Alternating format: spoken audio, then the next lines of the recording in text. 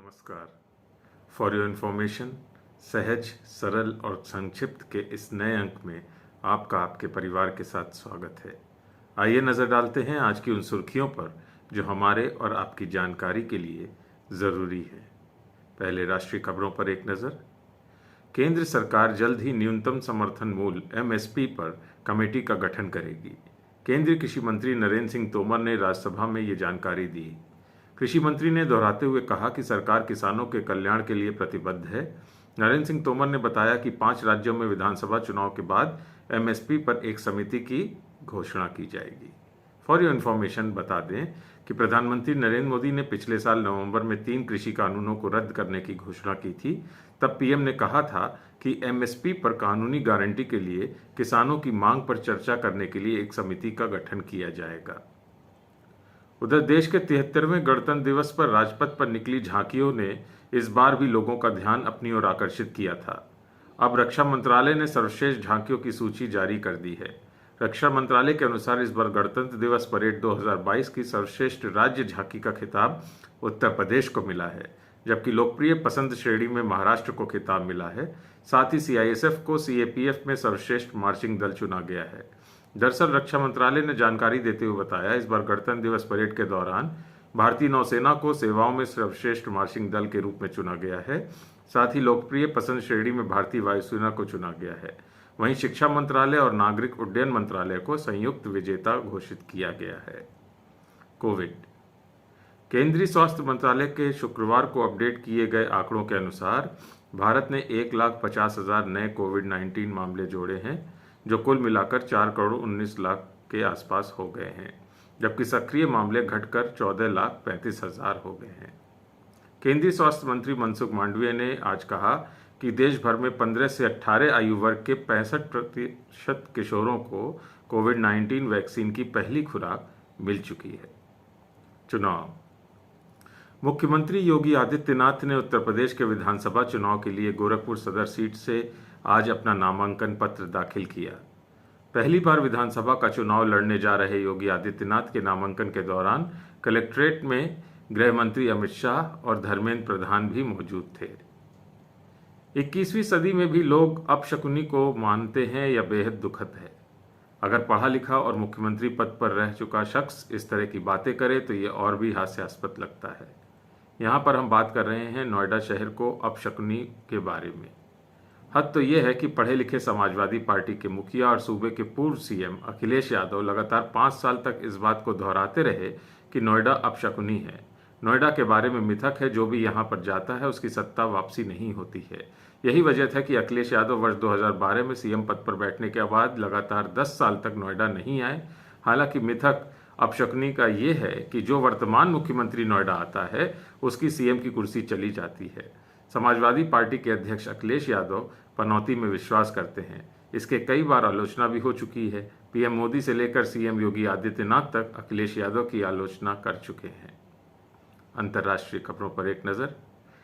अफगानिस्तान की यात्रा पर गए पाकिस्तान के राष्ट्रीय सुरक्षा सलाहकार मोईद यूसुफ को तालिबानी सरकार ने भारत को लेकर दो टूक संदेश दे दिया है।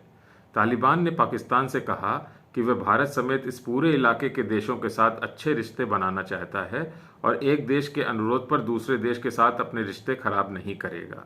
तालिबान ने उन सभी अटकलों को खारिज कर दिया जिसमें कहा जा रहा था कि पाकिस्तानी अनुरोध पर तालिबान भारत के साथ दोस्ताना रिश्ते नहीं रखेगा। इससे पहले पाकिस्तानी NSA ने अफगानिस्तान यात्रा से ठीक पहले पाकिस्तान में TTP को बढ़ावा देने के लिए भारत के खिलाफ निराधार आरोप लगाए थे। तालिबान सरकार के प्रवक्ता और उप सूचना और संस्कृति मंत्री जबीउल्लाह मुजाहिद ने कहा कि वे पाकिस्तान और भारत दोनों के साथ अच्छे रिश्ते बनाना चाहते हैं। उन्होंने उन अटकलों पर भी विराम लगा दिया जिसमें कहा जा रहा था कि पाकिस्तान के अनुरोध पर तालिबान भारत के साथ दोस्ताना रिश्ते नहीं बनाएगा। उधर रूस और यूक्रेन के बीच उभरे तनाव के बाद विश्व में नए समीकरण बनने भी शुरू हो गए हैं। एक और जहां अमेरिका अपने सहयोगियों की संख्या बढ़ाने में लगा है, तो वहीं दूसरी तरफ रूस भी इसके नए विकल्प खोज रहा है। यही वजह है कि अमेरिका के खिलाफ ऐसे देशों का एक नया गठजोड़ तैयार हो रहा है जो अमेरिकी विरोधी है। रूस और चीन से अमेरिका का अलगाव काफ़ी पुराना है और दोनों से ही हाल के कुछ वर्षों में ये तनाव काफ़ी बढ़ गया है। इस गठजोड़ को मजबूत करने की दिशा में रूस और चीन कदम और आगे बढ़ा दिए हैं। इसके तहत बीजिंग ओलंपिक गेम्स समारोह का हिस्सा बनने गए रूसी राष्ट्रपति व्लादिमीर पुतिन और चीन के राष्ट्रपति जिनपिंग के बीच एक बड़ी डील भी हुई है। ये डील गैस और तेल सप्लाई को लेकर है। आपको बता दें कि समूचे यूरोप को अधिकतर गैस और तेल की सप्लाई रूस से होती है, लेकिन हाल के दिनों में उभरे तनाव और अमेरिका के इसमें कूदने से हालात लगातार बदल रहे हैं। इसको देखते हुए रूस अपने व्यापारिक साझेदारों के रूप में नए विकल्प की तलाश कर रहा है। अर्थ जगत से अंतर्राष्ट्रीय मुद्रा कोष IMF के प्रबंध निदेशक क्रिस्टलिना जॉर्जीवा ने कहा है कि वित्त मंत्री निर्मला सीतारमण द्वारा प्रस्तुत बजट भारत के लिए बहुत विचारपूर्ण नीति एजेंडा है और ये मानवीय पूंजी निवेश तथा डिजिटलाइजेशन का अनुसंधान और विकास के नवोन्मेष पर जोर देता है। भारतीय व्यवसायी गौतम अडानी 90.1 बिलियन डॉलर के साथ एशिया के सबसे अमीर आदमी बन गए हैं। उन्होंने मुकेश अंबानी को पीछे छोड़ दिया है। वहीं एलन मस्क अभी भी दुनिया के सबसे अमीर व्यक्ति के खिताब पर कायम है। खेल जगत से अंडर 19 वर्ल्ड कप 2022 में यश धुल की कप्तानी में भारतीय अंडर 19 टीम फाइनल में पहुंच चुकी है। अब शनिवार को फाइनल मैच में भारत का मुकाबला इंग्लैंड के साथ होना है। इंग्लैंड की टीम ने अब तक सिर्फ एक बार अंडर 19 वर्ल्ड कप का खिताब अपने नाम 1998 में किया था और इसके बाद से ये टीम खिताब के लिए तरस रही है। वहीं भारतीय टीम ने अब तक साल 2000, 2008, 2012 और 2018 में ये खिताब अपने नाम किया था और इस टीम की नज़र अपने 5वें खिताब पर है। इसके अलावा ये चौथा मौका है जब भारतीय टीम लगातार फाइनल में पहुंच चुकी है। गुड टू नो में आज हम बात करेंगे उस हस्ती की जो अंग्रेजी में उपन्यास लिखने वाली पहली भारतीय महिला थी। जी हाँ, कृपाबाई सत्यानंदन अंग्रेजी में उपन्यास लिखने वाली पहली भारतीय महिला थी। उन्होंने अपने लेखन के माध्यम से हिंदू स्त्री के जीवन की दुर्दशा बयान की थी। कृपाबाई का जन्म अहमदनगर तत्कालीन बॉम्बे प्रेसिडेंसी में हुआ था। मद्रास मेडिकल कॉलेज में दाखिला लेने वाली कृपाबाई पहली महिला विद्यार्थी भी बनी थी। कृपाबाई ने जनाना मिशन स्कूल में जाकर महिलाओं को पढ़ाया और मुस्लिम लड़कियों के लिए एक स्कूल भी खोला। कृपाबाई स्त्री मुद्दों के प्रति जागरूक थी और इन मुद्दों पर स्थानीय अखबारों और पत्रिकाओं में लगातार लिखती रहती थी।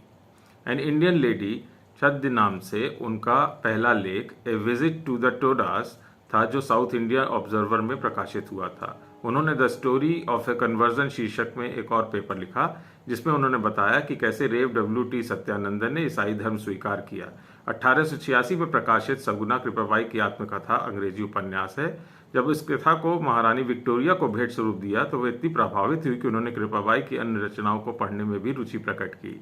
कमला a story of a Hindu life उपन्यास में कृपाबाई कमला रूप में हिंदू ब्राह्मण रूढ़िवादी परिवार की एक बाल वधू का चित्रण करती हैं, जिसकी स्थिति को देखकर महसूस होता है कि समाज में स्त्रियों की हालत को लेकर कितने सुधार की जरूरत है। इस साल 1894 में कृपाबाई की मृत्यु हो गई। कृपाबाई की याद में मद्रास विश्वविद्यालय अंग्रेजी पढ़ने वाली महिला छात्रों को उनके नाम पर एक मेडल भी प्रदान करता है। वहीं मद्रास मेडिकल कॉलेज में फार्माकोलॉजी में या उच्च शिक्षा अध्ययन के लिए कृपाबाई के नाम पर महिलाओं को छात्रवृत्ति भी दी जाती है। वे अमर हैं। आज के लिए बस इतना ही। अपना और अपने परिवार की सेहत का बहुत ख्याल रखिएगा। शुभ रात्रि।